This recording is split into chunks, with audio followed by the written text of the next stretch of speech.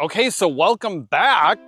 We are on our second day of the garden prep, and we're all done with everything now. So I'm gonna show you and walk through all of the different pieces that we did because I want you guys to see the finished product of everything. So our first two beds here are tomatoes, and I'm gonna talk you through like how we do the tomato setup so that you guys can see it. On here, you see we have all of our landscape fabric down. All of the holes that don't have posts in them get plants, and then all of the other holes are for the posts. So as the plants grow up, we string wire between all of these posts back and forth to hold the plant. So we don't use any tomato cages. What we do is the plant grows up, and then we put string on either side of it to support it all the way up like a trellis. But it works a lot better, and we don't have to worry about working around the tomato cages. We also leave ourselves about 4 feet between our rows because it makes it much easier for us to harvest when we're going through and picking all the tomatoes. So this one is gonna have cherry tomatoes and those little yellow tomatoes and the small heirloom type ones. And then Mike always does Roma tomatoes. And then over there, we have the big purple ones and the cool, like really neat ones that you use for like salads and stuff. So over here, let me show you how the water works. But all of our water timers are hooked up here onto our hose spigots, which then our hose spigots turn on, and our hoses go on the other side of the timer. So this just works like your regular sprinkler system in your house. However, this timer is just one zone. So this one timer, it just goes on and off depending on what time we set it.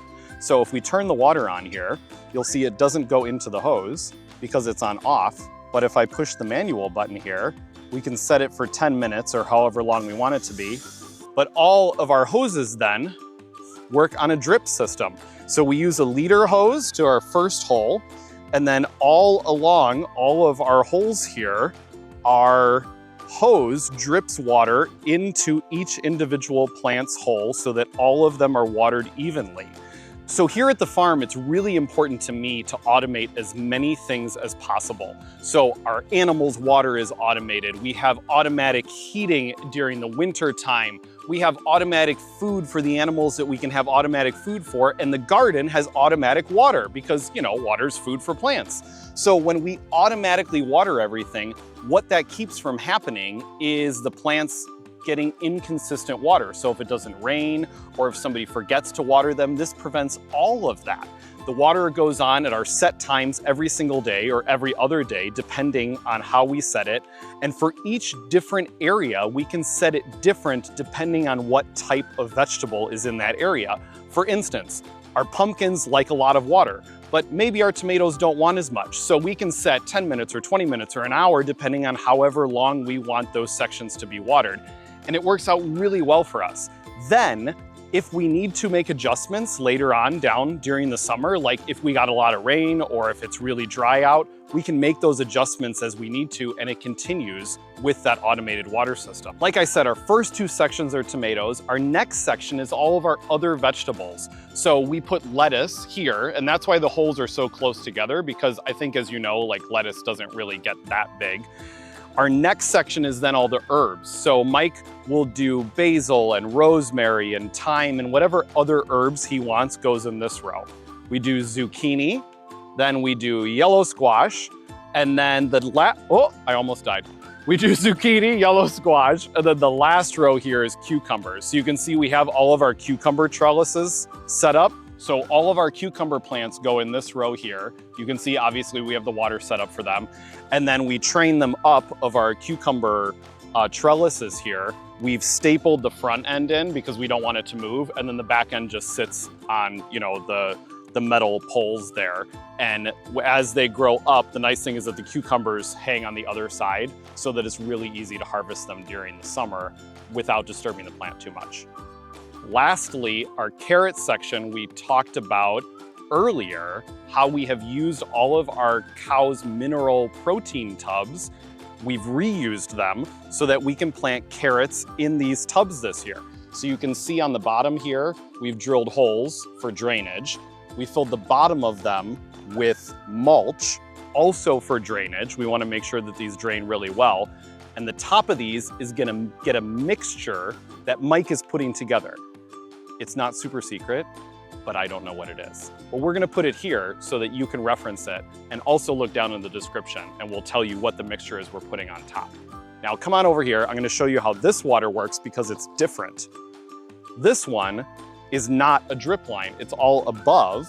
So I'm gonna kick it on here so you guys can see how we set up this one. Ah! So all of these are watering from above because, well, it was just easier to do it this way. So all of our water is coming from above here, and I think this is gonna work really, really well. If it doesn't, we'll switch it over to drip lines, but we're gonna test this out and see if we can make this work for the carrot section.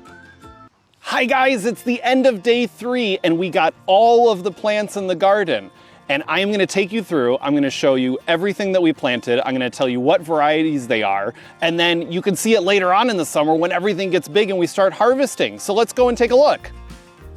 Mike is the garden expert for sure, so I have to use my cheat sheet to show you guys everything that is in the garden. So the first row and the second row here are cherry bomb tomatoes. Then we have sun gold, we have black cherry, and we have Valentine, or Valentine.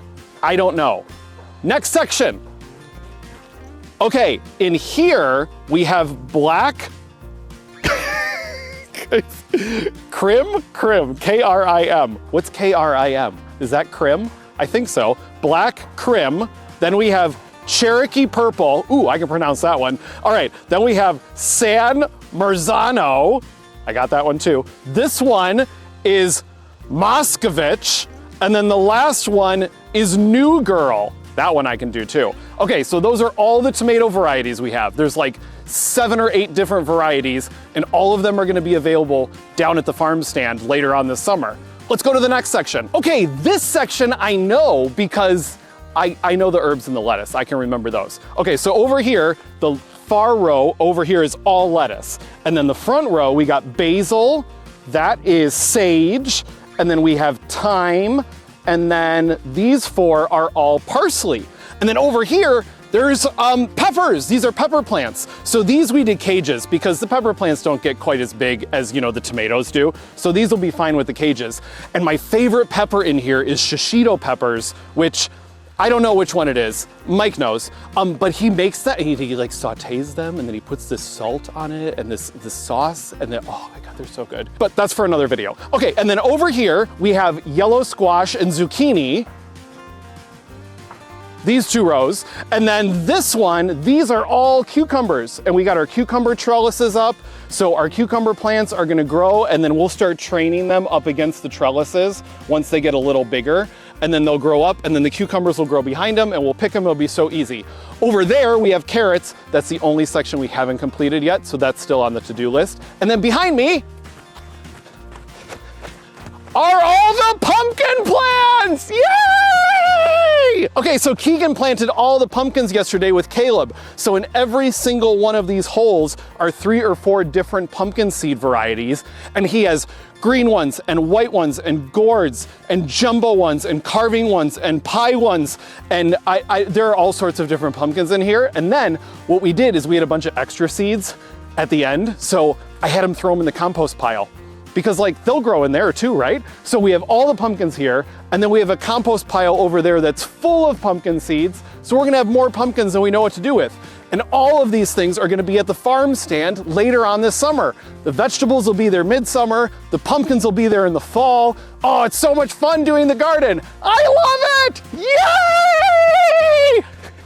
Thanks for watching, guys. Don't forget to hit that notification bell and like and follow us if you enjoyed this video today. And if you want some real-time updates on things going on here at the farm and when all these vegetables will be available at the farm stand, please follow us on Facebook, Instagram, and TikTok.